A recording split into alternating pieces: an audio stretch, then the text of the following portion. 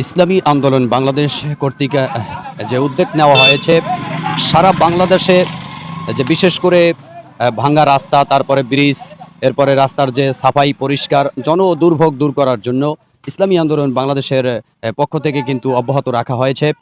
তার ধারাবাহিকতায় ইসলামী আন্দোলন বাংলাদেশ মুলাদী উপজেলা শাখার নেতাকর্মীদেরকে আপনারা দেখতে পাচ্ছেন যে তারা বিশেষ করে যে মূল যে সড়কটি আছে মুলাদী উপজেলা, যেখান থেকে একদম ঢাকা থেকে শুরু করে মুলাদী পর্যন্ত যে বড় বড় গাড়িগুলো যাতায়াত করে বরিশাল হয়ে, এই রাস্তাগুলি কিন্তু ইসলামী আন্দোলন বাংলাদেশের নেতাকর্মীরা সাফাই কাজের জন্য ব্যাপক মেহনত দিয়ে যাচ্ছেন, শ্রম দিয়ে যাচ্ছেন।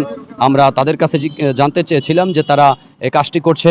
তারা বলছেন যে এটা তারা জনদুর্ভোগ দূর করার জন্য এবং মানুষ যেন নির্বিঘ্নে রাস্তাঘাটে চলাচল করতে পারে, রাস্তা পরিষ্কার পরিচ্ছন্ন, এটা তারা দেশের একটি সংস্কারের সঙ্গে তুলনা করছেন। তারা বলছেন যে এটা আমরা যে প্রয়োজনীয় রাষ্ট্র সংস্কার চেয়েছি সেটা তারই একটি অংশ বলছেন তারা।